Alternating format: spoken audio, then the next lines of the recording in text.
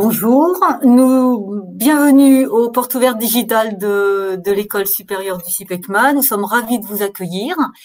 La première chose qu'on va faire, c'est de se présenter. Donc, moi, je m'appelle Laurence Lopez. Je suis la coordinatrice pédagogique de l'école et je suis aussi responsable, plus particulièrement, des BTS NDRC. Je vous expliquerai en quoi ça consiste. Bonjour, pour ma part, je suis Laurent Pêche, je suis responsable de la formation BTS Tourisme et aussi formateur en tourisme et territoire à la CCI de La Rochelle. Bienvenue sur le chat. Alors voilà comment ça va se passer. On va vous faire une présentation de l'école sup. On va bientôt, bien sûr, répondre à toutes vos questions, soit en live, soit c'est notre équipe qui répondra à notre place en parallèle. Et puis, vous le verrez, on a des étudiants qui vont intervenir au fur et à mesure de la présentation. Alors, tout d'abord, pour vous présenter l'École supérieure du CIPECMA, il faut savoir qu'elle dépend de deux organismes. Elle dépend à la fois du CIPECMA, qui se trouve à Châtelaillon, et elle dépend aussi de la CCI de La Rochelle, la Chambre de commerce et d'industrie de La Rochelle. Donc, de deux organismes. Donc, une école reconnue bien évidemment par l'État.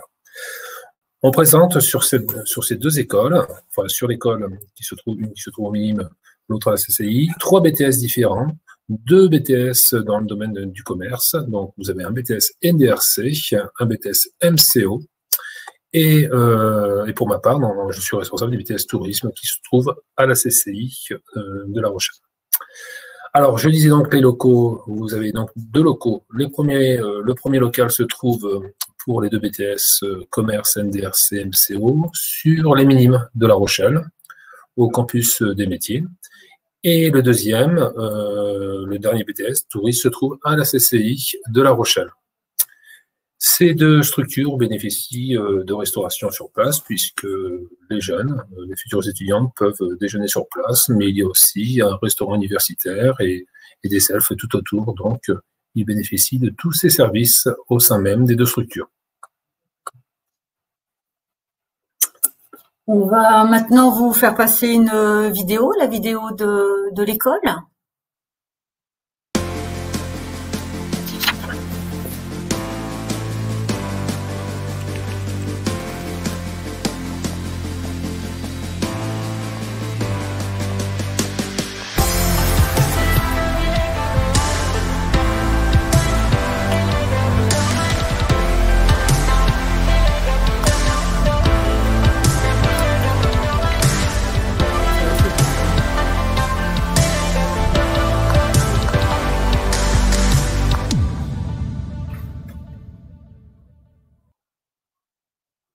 Alors au niveau pédagogique, Laurent vous a dit que on dépendait à la fois de la CCI, Chambre de commerce, et du CIPECMA. Donc le CIPECMA va apporter toute sa compétence au niveau des formateurs. Donc tous nos formateurs, ou la quasi-totalité des formateurs sont formateurs au CIPECMA, donc en alternance. La totalité de nos formateurs ont un agrément du rectorat, c'est-à-dire que on a l'agrément pour enseigner dans les BTS. Donc ça veut dire qu'on a une reconnaissance de l'académie.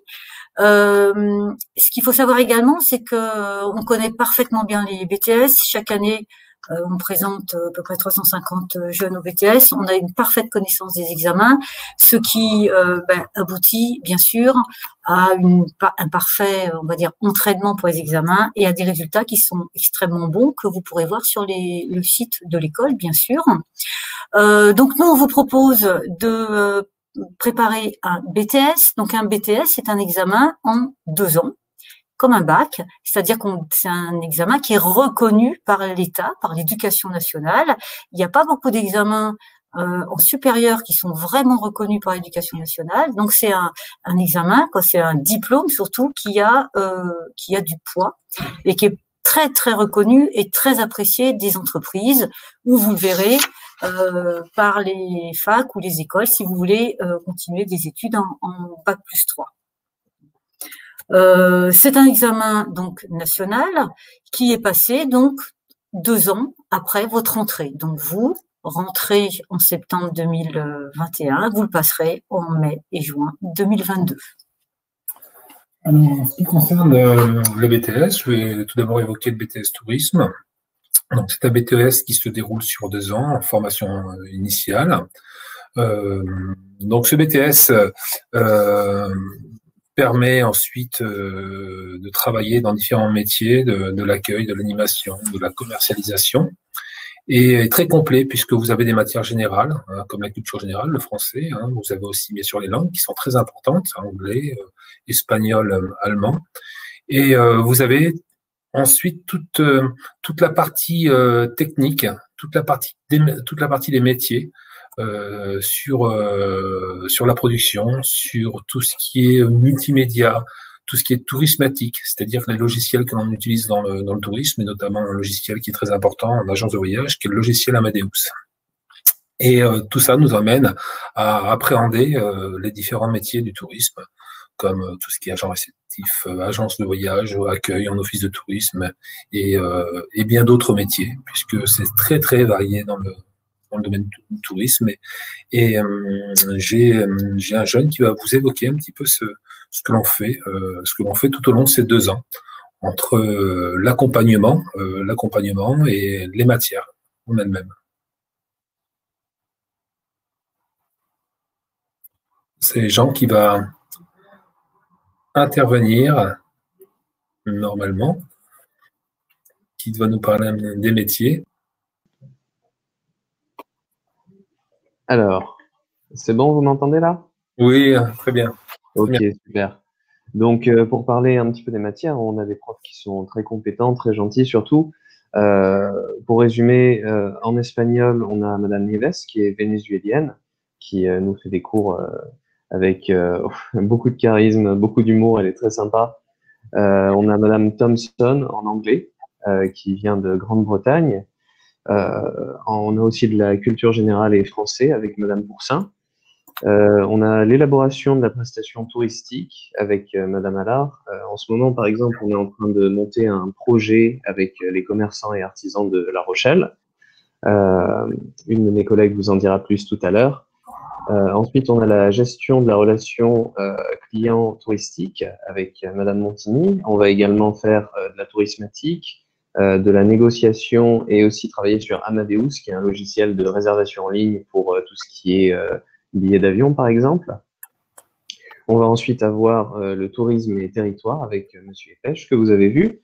On a également des projets de spécialisation avec Madame Kaiser. Elle va notamment nous aider à faire nos lettres de motivation, CV, nous aider à trouver des stages. Et pour finir, on a de l'informatique avec Monsieur Bayargeau qui va nous apprendre à nous servir de Word, Excel, PowerPoint, Canva, ce genre de choses. Voilà. Très bien, merci Jean. Un plaisir. On va poursuivre. Donc, en plus du BTS Tourisme, nous avons 2 autres BTS à vous proposer. Donc, un premier BTS qui s'appelle MCO, Management Commercial Opérationnel, et un deuxième BTS qui est le NDRC, Négociation et Digitalisation de la relation client. Alors, premier BTS, MCO. Donc là, ça se passe dans un espace de vente. Qu'est-ce que vous avez à faire? On vous apprend donc à devenir un vrai professionnel.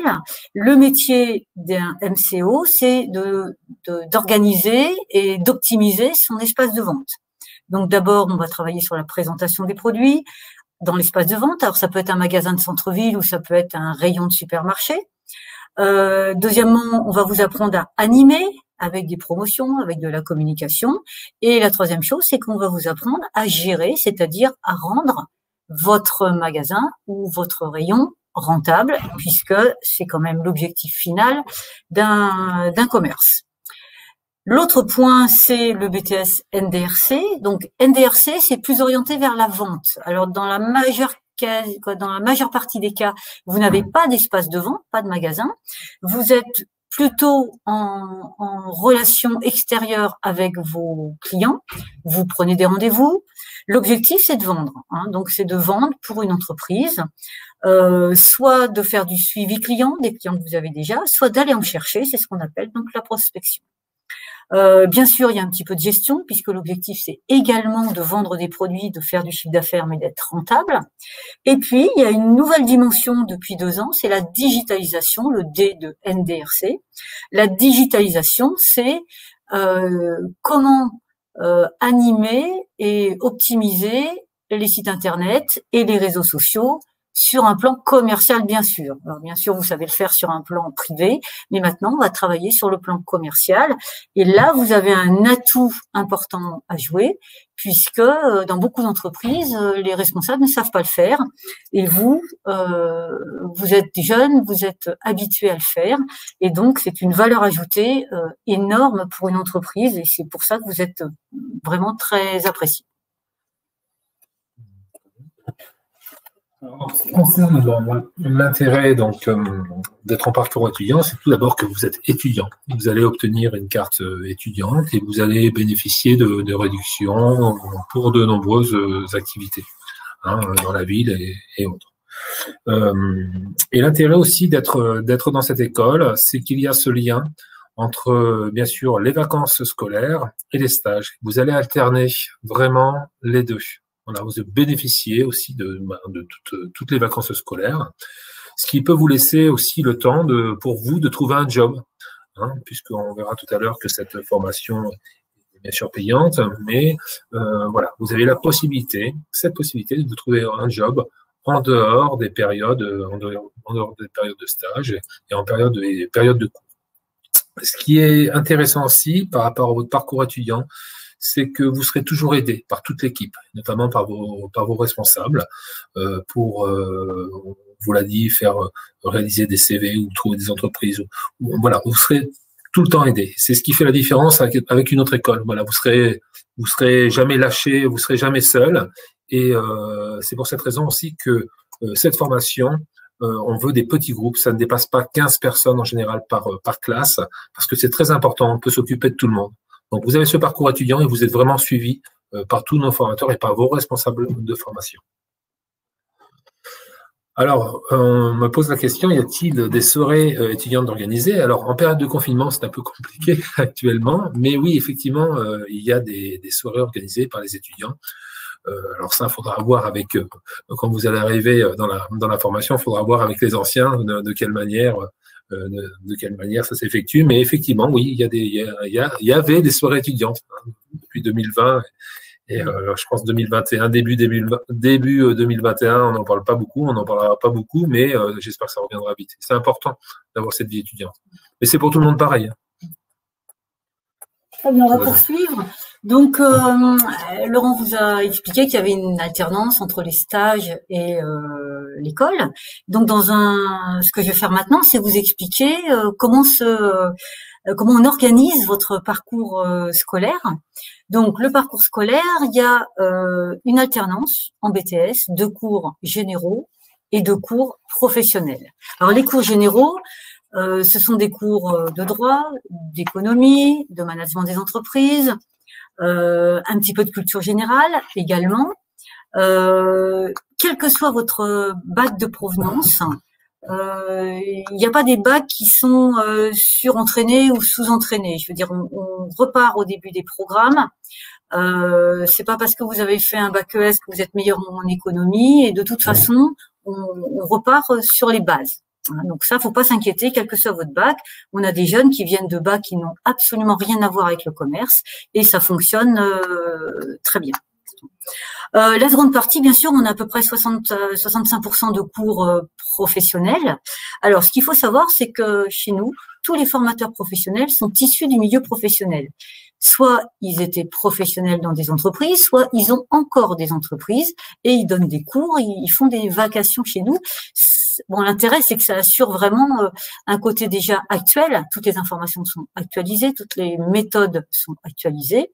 Et puis surtout, il y a des cours théoriques, bien sûr, mais ces cours théoriques deviennent extrêmement opérationnels du fait que les formateurs ont vécu ou vivent en entreprise. Les cours professionnels, c'est aussi un petit peu de management, savoir recruter, savoir motiver. C'est de la gestion, bien sûr, puisque quelle que soit votre entreprise, que ce soit tourisme ou MCO ou NDRC, à un moment donné, il faut que ça soit une entreprise, elle doit être rentable. Donc, on va vous apprendre comment on rentabilise. On répondra tout à l'heure à la question sur les stages. On y arrivera tout à l'heure. On vous parlera des dates de stage, etc. La troisième partie, c'est de l'anglais. Donc, l'anglais, anglais professionnel. Donc, de la même façon que on vous a expliqué pour le tourisme qu'il y avait des intervenants qui viennent de chacun des pays étrangers. C'est pareil à l'école sup, bien sûr. Donc, intervenants espagnols et intervenants en anglais. On n'a aucun formateur français, d'origine française, on va dire, en langue, à l'école sup, qui là est un vrai avantage également, au niveau vocabulaire, au niveau accent, au niveau méthode même. C'est intéressant d'avoir des méthodes étrangères. Et puis, quelques-uns ont également été professionnels dans des entreprises, et en particulier en NDRC. Et donc là, c'est vraiment un plus, parce qu'ils savent de quoi ils vont vous parler, et en plus, ils vous en parlent en anglais ou en espagnol. Et donc ça, c'est vraiment un point intéressant. Alors, je vais laisser maintenant la parole à Inès, qui va se présenter, et qui va vous parler de l'école également. Inès, c'est à toi.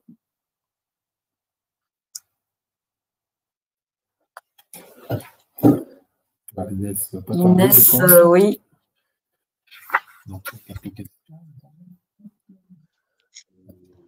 Alors, bonjour à tous. Bonjour. Donc, Renaud, moi je suis étudiante en BTS NDRC, donc négociation, digitalisation de la relation client. Donc en parcours initial, donc sans alternance. Et je vais vous parler plus précisément des stages, surtout de la recherche de stages et donc nos missions. Donc concernant la recherche, elle se fait très souvent pendant des heures de cours dédiées à ceci. Nous sommes aidés pour nos CV, nos lettres de motivation, etc. Donc nous sommes très bien soutenus. Nos professeurs ont un carnet d'adresses très important. Mais la phase principale se fait par nos propres moyens. Donc, on peut démarcher les entreprises personnellement en s'y rendant, ou par téléphone ou par email. Moi, personnellement, mes 2 stages, donc mon stage de première année et de deuxième année, je l'ai trouvé donc en envoyant des emails. Donc, on trouve toujours des stages, même en période de Covid, ça a été très facile pour nous de trouver des stages parce que beaucoup d'entreprises sont preneuses de commerciaux. Donc, sur ça, il n'y a aucun souci. Et ensuite, concernant nos missions, donc, elles sont très simples, elles sont bien définies. Nous, on peut réaliser donc, en BTS NDRC surtout de l'accueil commercial, du phoning, de l'emailing, des entretiens de vente en face à face, donc soit accompagnés ou seuls. L'élaboration de devis, de la prospection, donc soit physique ou par téléphone, de la communication. On peut être amené à réaliser des événements et bien d'autres choses diverses et très enrichissantes. Donc, merci de m'avoir invitée sur ce live. Très bien, merci beaucoup Emma. Ce que je vous propose également, c'est, je vais répondre à la question de Camilla, et puis juste après ma réponse, Emma pourra également intervenir au niveau de l'organisation des cours. Alors d'abord, je réponds à la question de Camilla. Donc la question de Camilla qui voudrait savoir quel BTS faire si elle veut devenir community manager. Alors, ça dépend du sens de community manager. Si c'est purement technique, dans ces cas-là, vous pouvez faire un BTS SEO, donc informatique, voire communication. Souvent, un community manager, il est community manager, mais également, c'est dans un sens commercial. Donc moi, ce que je vous conseillerais, c'est d'abord 2 ans de BTS NDRC, puis une spécialisation. On a des élèves qui font ça, une spécialisation en bac pro, en BTS, en licence pro, excusez-moi, en licence pro, en digitalisation. À La Rochelle, par exemple, on a la licence Mazertic, qui est une excellente poursuite d'études après les BTS. On pourra vous en parler parce que chaque année, on a des élèves qui effectuent cette formation. Parce que c'est bien aussi de savoir pourquoi on communique. Et pourquoi on communique, ça a un but commercial. Et donc, c'est pour ça que c'est intéressant de faire un BTS, plutôt NDRC, puisque la formation digitale est réalisé en NDRC et beaucoup moins en MCO. Donc, ça serait un conseil que je pourrais vous donner, d'avoir cette vision commerciale de l'entreprise. Maintenant, Inès, si tu veux, Emma, pardon, si tu veux intervenir, tu peux, donc pour présenter l'organisation de l'école, et je crois que tu voulais nous parler des jobs étudiants.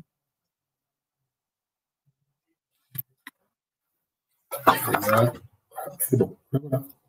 Bonjour, je m'appelle Emma Rivière. Bonjour. Je suis NDRT à l'école sub du CIPECMA. Du coup, les cours se passent dans les locaux de la Chambre des métiers. Ça se situe au milieu, donc c'est très pratique, c'est que si vous avez une voiture, vous pouvez vous garer très facilement. Ensuite, en classe, nous sommes un petit effectif, ce qui permet aux formateurs de se centrer sur un élève en particulier. Ensuite, nous avons pas cours le vendredi après-midi et nous avons pas cours le mercredi après-midi, un mercredi sur 2. Donc, ce qui permet d'avoir un job étudiant. Moi, je travaille à Leclerc Drive en 18 heures par semaine parce qu'on n'a pas cours le samedi, même pendant le stage, et nous n'avons pas cours du coup le vendredi et mercredi après-midi. Et on a 2 semaines de vacances, donc ce qui permet de bosser pendant les petites vacances. Donc voilà. Donc merci de m'avoir invitée. Au revoir.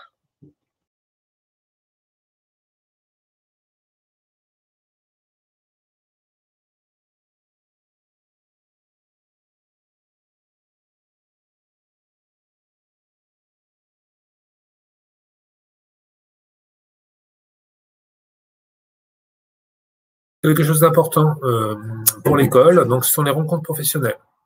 Et cela concerne les 3 BTS, que ce soit le BTS NDRC, le BTS MCO et le BTS Tourisme. Donc, il y a plusieurs formes.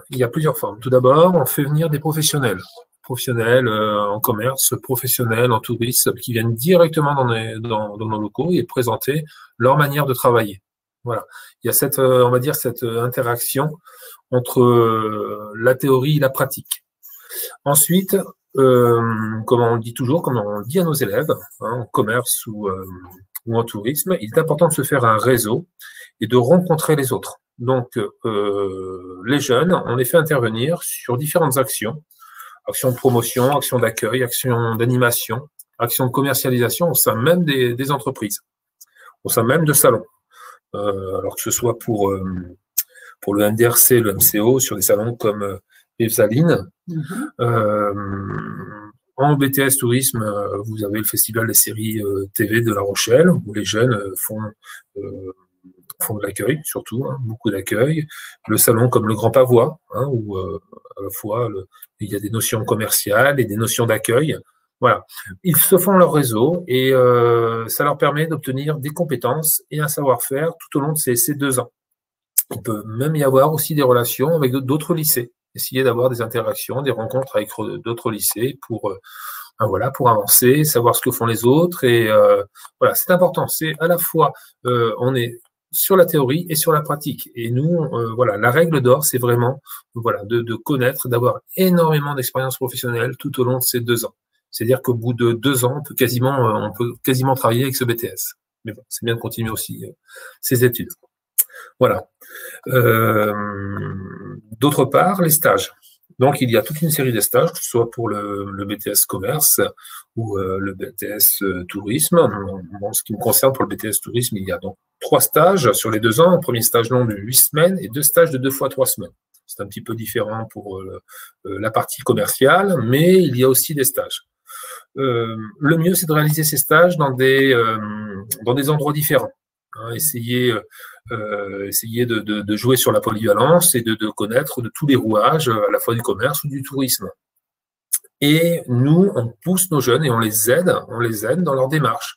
On les aide à faire leur CV, on les aide à faire une lettre de motivation, on les amène sur certaines entreprises, on les guide. Il faut savoir que sur l'école, vous êtes sûr, quasiment 100%, de trouver un stage. Sur quasiment les 2 ans, si vous avez 3 stages, vous trouverez 3 stages. Et vous les trouverez sur des endroits vraiment très différents. Et c'est ce qui fait aussi la valeur de cette école. C'est que voilà, vous êtes assuré d'avoir un stage et vous pouvez faire aussi, je pense au tourisme, faire ce stage à l'international et partir à l'étranger. Nous, des jeunes sont partis en Irlande, en auberge de jeunesse en Irlande, sont partis en office de tourisme au Portugal, à Porto, sont partis en office de tourisme à Oxford, etc., etc. Donc, voilà. Et nous, on est là.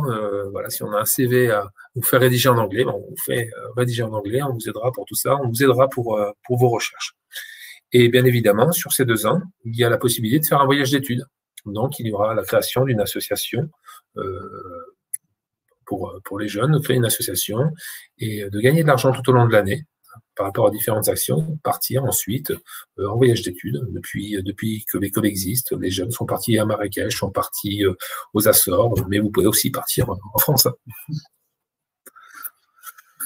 Donc, je vais faire justement, à propos des stages, je vais faire intervenir Richard Logwick, qui est 2e année en tourisme et qui va vous parler de son expérience professionnelle et peut-être aussi d'autres personnes qui ont fait des stages.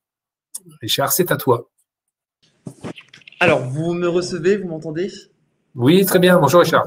Très bien, donc messieurs, dames, bonjour, je me présente, donc je m'appelle Richard Le Gouic et j'ai 21 ans, donc je suis actuellement étudiant en 2e année de BTS Tourisme et comme l'a évoqué Laurent Epèche, qui est notre formateur et représentant de la section BTS Tourisme, donc nous disposons effectivement d'un gros portefeuille client, du moins concernant nos contacts, pour avoir la possibilité d'effectuer nos stages, que ce soit à l'échelle nationale tant qu'à l'échelle internationale.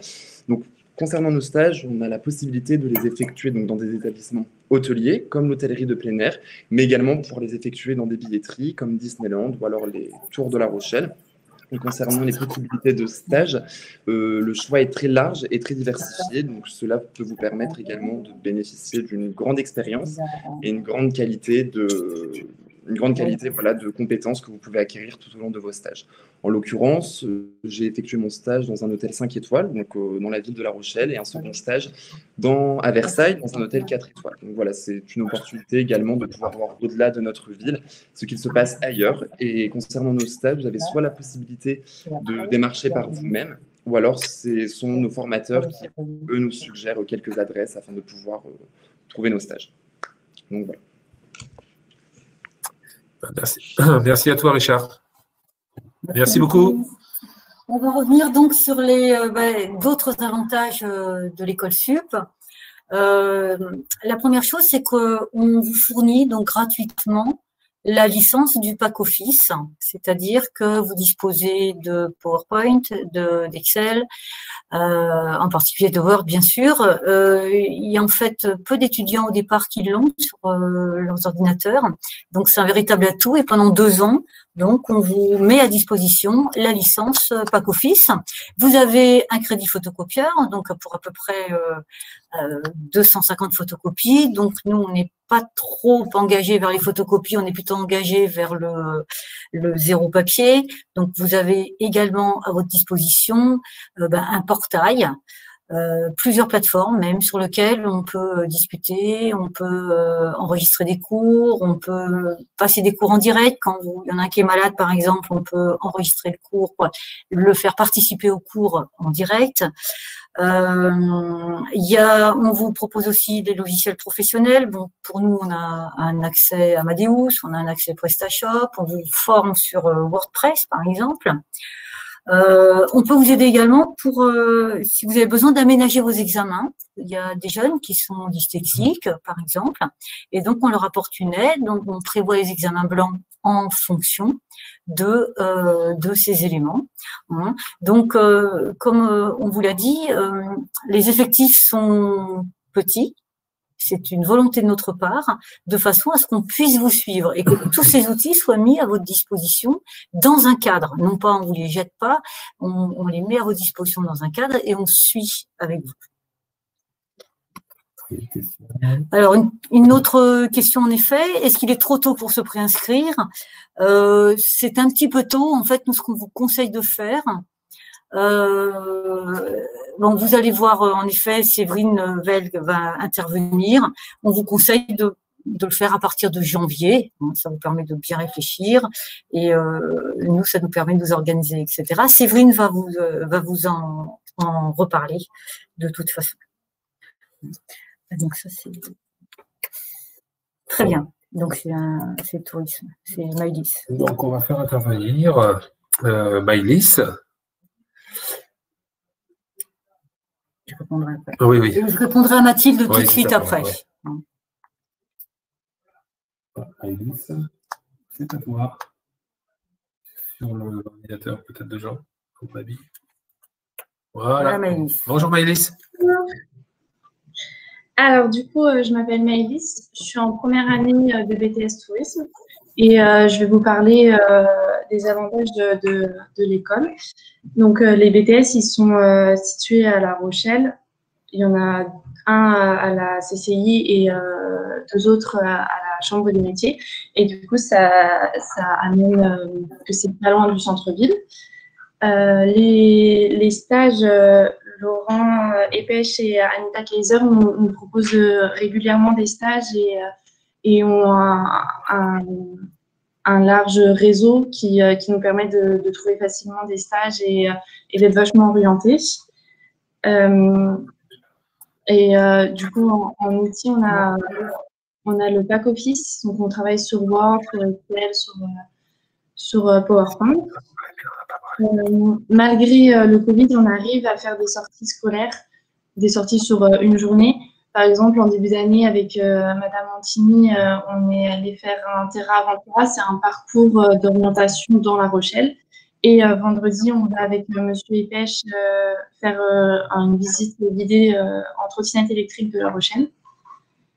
Voilà. On a aussi une association qui nous permet de faire des salons, de faire des événements. Et l'argent récolté de ces associations nous permettra de partir en voyage de fin d'études, donc à la fin de la deuxième année. Et du coup, on a aussi une matière qui s'appelle Atelier Pro, qui nous permet de développer un projet. Cette année, on travaille avec l'entreprise événementielle Ozan Prod, et du coup, on crée un projet qui aura lieu en septembre. Et on le crée de A à Z en partenariat avec cette entreprise-là. Voilà, merci de m'avoir invité. Merci beaucoup. Merci beaucoup. Alors, Mathilde nous pose une question plus spécifique sur le MCO. Alors, MCO, quelles sont les matières à étudier en BTS MCO, avec quel coefficient? Donc, on a deux types de matières, comme dans l'ensemble des BTS, des matières générales, donc anglais, CGE, donc culture générale, et économie et droit. Donc, ces trois matières représentent un coefficient groupé de 9. C'est 3 fois 3, ça fait un coefficient de 9. Il y a les matières pro qui ont un coefficient de 12. Dans ces matières pro, qu'est-ce qu'on nous enseigne? Il y a des épreuves sur on va dire la présentation, la valorisation et l'animation des produits, donc soit dans un magasin, soit dans un rayon. Il y a une épreuve sur la gestion, parce que c'est très important dans le commerce, hein, donc savoir gérer, optimiser la place, savoir gérer des marges, savoir gérer une rentabilité. Et puis la troisième chose, c'est une épreuve et donc un enseignement sur le management, puisque dans un espace de vente, c'est très important de gérer une équipe, de recruter les bonnes personnes, d'organiser des plannings, de motiver. Et donc, il y a un pan de cours et d'examen sur ce management. Donc, coefficient 9 pour les matières générales et coefficient 12 pour les matières professionnelles. Donc, il y a un très grand équilibre, on va dire, dans un BTS entre les matières générales et le professionnel. Alors, on va passer maintenant à une partie qui est pratico-pratique, on va dire, hein, à tous les éléments pratiques. Donc, la première chose, et ça répondra à la question de Camilla également, c'est comment s'inscrire, quand s'inscrire, quelle est la démarche. Et c'est Séverine Velg qui va se présenter et qui va vous expliquer qui sera votre premier contact avec l'école. Séverine, je te laisse la parole. Merci Laurence. Bonjour à toutes et à tous. Donc, je me présente, je suis Séverine Velg et donc je suis assistante recrutement à l'École supérieure du CIPECMA. Donc, je travaille en collaboration avec les responsables de section des 3 BTS dont Laurence et Laurent, qui sont donc présents durant cette JPO et qui sont vos animateurs aujourd'hui. Donc, mon poste consiste à vous accompagner dans toutes les démarches de votre dossier de candidature, de la préinscription jusqu'à votre dossier d'inscription. Donc, concernant les questions pratiques, donc comment vous préinscrire? Donc, une fois que vous aurez fait votre choix parmi nos 3 BTS, donc qui vous ont été expliqués par Laurence et Laurent, il vous suffit de vous connecter sur le site internet de notre école et de suivre le processus en ligne. Ensuite, des documents vous seront demandés lors de votre préinscription. Il s'agit donc d'un CV qui doit être mis à jour. Vous aurez également une lettre de motivation et vos bulletins de notes de première et terminale. Ces documents sont indispensables pour que votre dossier de préinscription soit validé et pour que vous puissiez passer à l'étape suivante. Donc, pour répondre également à la question de quand se préinscrire, effectivement, c'est un peu tôt, comme l'a spécifié Laurence. Ça sera donc plutôt à partir de la mi-janvier et directement donc sur le site de l'école. Concernant également donc votre dossier de candidature, une fois la préinscription effectuée et que tous vos documents seront présentés, l'étape suivante qui est très importante, c'est que vous serez reçu par le responsable de section de votre projet de formation pour un entretien de motivation et également donc il y a un test de positionnement pour l'école qui donc il s'agit d'un test de culture générale. On teste également donc votre niveau d'expression en français et en anglais. Donc voilà pour la question préinscription. Une fois donc cette préinscription faite et que votre candidature sera validée, donc moi je m'occuperai également de tout votre dossier d'inscription pour jusqu'à la rentrée et répondre donc à toutes vos questions. Donc sachez que si vous avez donc des interrogations, je serai toujours là donc pour répondre à toutes vos questions par mail ou par téléphone. Et n'hésitez surtout pas également à poser vos questions donc sur le chat pour qu'on puisse vous y répondre en live. Donc merci de votre attention et donc je vous dis à très bientôt. Merci Séverine.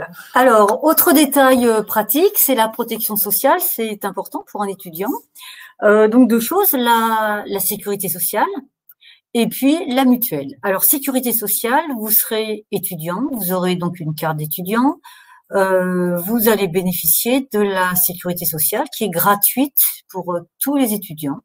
Donc, vous serez protégé sur un plan social.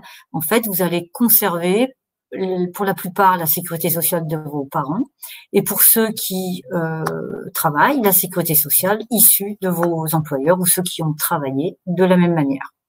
Côté mutuelle, donc c'est très important d'être bien couvert par une mutuelle.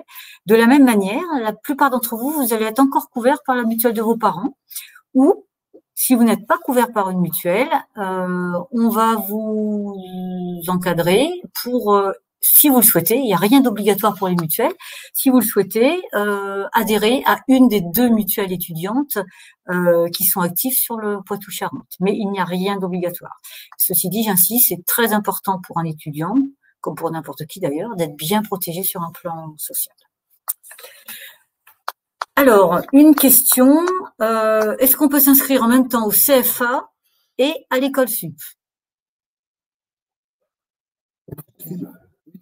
Oui, il y a toujours cette possibilité. Alors, on insiste sur le fait que ce sont vraiment 2 notions complètement différentes. Hein. L'alternance, vous êtes dans la même entreprise pendant 2 ans. Au contraire, sur la formation initiale, sur l'école, vous allez multiplier les expériences. Mais vous avez la possibilité, voilà, de vous inscrire sur les 2, effectivement. Oui. Complètement. Il faut bien comprendre, je veux dire, il faut que vous vous renseigniez bien à la fois sur l'alternance et à la fois sur le parcours scolaire. Ce sont pas du tout les mêmes façons, les mêmes manières d'arriver au BTS. Ça dépend des envies, ça dépend des profils. Ce qu'il faut savoir aussi sur l'alternance, c'est qu'il faut trouver un employeur pour 2 ans, que c'est pas toujours facile, et que vous êtes beaucoup à vouloir de l'alternance. Il n'y a pas non plus pléthore d'entreprises. Et la dernière chose, c'est qu'il faut bien voir que l'alternance est assez brutale et assez violent. vous travaillez et vous êtes payé, donc l'entreprise va vous demander un retour, donc c'est un gros investissement pour vous. Nous, on vous demande la même pression scolaire. L'objectif, c'est d'arriver au BTS. Vous avez 2 fois moins de cours, beaucoup moins de cours. En même temps, vous avez une troisième source d'équilibre, c'est votre vie privée, vous faites du sport, vous voyez vos amis, etc. Donc, ça veut dire que c'est extrêmement dense et ça convient pas du tout à tous les profils. Mais vous pouvez, en effet, vous inscrire dans les deux. Ce qui peut se passer également, on a des jeunes qui font ça, c'est-à-dire qu'ils font une première année d'école sup, et puis qui, la deuxième année, se sentent plus armés, plus mûrs pour passer en alternance, et qui ont déjà plus d'expérience de stage, et ils trouvent plus facilement des entreprises. Donc, c'est également une possibilité. Première année école, deuxième année alternance, si vous le souhaitez. Une première année nous laisse un choix, justement, laisse un choix de voir tout ce qui existe dans les matières du commerce ou du tourisme. Et de là, on se dit, ben voilà, je veux faire cela, je veux le faire en alternance. La difficulté de l'alternance, c'est que vous êtes coincé dans une entreprise. Donc, si par hasard, le métier qu'on vous attribue dans l'entreprise vous plaît pas ou vous êtes moins à l'aise, vous êtes un petit peu coincé pour 2 ans. Et puis, deuxièmement, c'est toujours les mêmes méthodes, les mêmes process. Donc, vous voyez pas beaucoup de choses différentes. L'intérêt des stages, c'est que vous pouvez également voir des méthodes commerciales ou des méthodes touristiques différentes. Mais ça dépend de votre volonté, ça dépend de votre profil, ça dépend de vos choix en fait, et puis quelquefois des possibilités qui s'offrent. Alors, dernier point qu'on voulait aborder avec vous, c'est les frais de scolarité. Donc, c'est une école privée. Il n'y a pas de financement extérieur, comme en alternance où ce sont les entreprises directement qui vont financer votre formation. Le coût de la formation est de 3 950 €, donc à peu près 4 000 €. Aucun autre frais supplémentaire, pas d'achat de livres, pas d'achat de fournitures, pas de frais d'inscription, bien sûr, pas de frais de dossier de candidature. C'est vraiment 3 950 € net. Donc, pourquoi l'école est-elle payante? Elle est payante parce qu'il n'y a pas d'autre financement et que vous avez des formateurs qui sont des vrais professionnels de la formation. Et donc, bien sûr, on doit les payer, ce qui me paraît normal. Sachez que ce qu'on vous demande ne règle pas la totalité des coûts de formation, loin de là. On a d'autres sources de financement, mais que c'est quand même très important pour avoir une formation de qualité et on tient à vous donner une formation de qualité. Est-ce qu'on arrive un petit peu à la fin de la présentation de l'école? Est-ce que vous avez des questions avant qu'on poursuive? N'hésitez pas à poser les questions. Voilà, pour dire, c'est vrai que ce coût, c'est le gage de qualité, c'est qu'on vous suit sur justement les réseaux d'entreprise, c'est très important, ce qui n'est pas le cas dans beaucoup d'écoles non plus. Voilà, on vous suit, on vous amène sur des entreprises. Et le but, aujourd'hui, c'est d'avoir un diplôme, mais d'avoir cette expérience professionnelle. Voilà. Nous, on vous amène à cela. Et justement, pour la poursuite des études, vous avez la possibilité de continuer soit sur un bachelor, ou continuer sur un master. Certains font le choix aussi de partir à l'étranger. Beaucoup, alors je pense plus au tourisme, mais voilà. Oui. Donc il y a le choix de partir 1 an à l'étranger pour approfondir la langue et de revenir plus armé encore pour travailler, ou soit avec ce BTS, ces BTS, NDRC, MCO, tourisme, c'est de pouvoir travailler après le BTS. Beaucoup de nos étudiants travaillent après le BTS parce que voilà. Ils ont rencontré du monde durant ces 2 années, ils ont acquis des savoir-faire, des compétences, et ça leur permet directement de travailler. Voilà. Et puis, le diplôme du BTS, c'est un vrai diplôme qui vous rend employable. Les stages vous ont donné de l'expérience et c'est un vrai atout au niveau des entreprises, au niveau de l'employabilité. En moyenne, on a à peu près 50% de jeunes qui poursuivent des études et 50% qui travaillent directement parce qu'on leur a proposé un job, parce qu'ils continuent à travailler dans les entreprises dans lesquelles ils ont fait leur stage et on leur propose donc un CDD ou un CDI. Et le BTS étant parfaitement reconnu, c'est vrai que ça donne des opportunités. Dans tous les cas, là je vois qu'il n'y a pas plus de questions. Si vous avez encore des questions, si voilà, vous avez besoin d'informations supplémentaires, il y aura le salon passerelle, le salon de l'étudiant, le 8 et 9 janvier, en virtuel. Donc le CIPECMA, l'école supérieure du CIPECMA, nous serons là et nous serons là pour répondre à toutes vos questions. Très bien. Écoutez, s'il n'y a pas d'autres questions, Laurent et moi et toute notre équipe, on vous remercie de votre présence, on vous remercie de votre participation. Et puis, on vous dit au revoir et certainement pour vous, à bientôt si vous avez d'autres questions sur le salon Passerelle. Merci à tous. Merci à vous. Et n'hésitez pas, si vous avez des questions, à nous recontacter. Au revoir. À bientôt. Au revoir.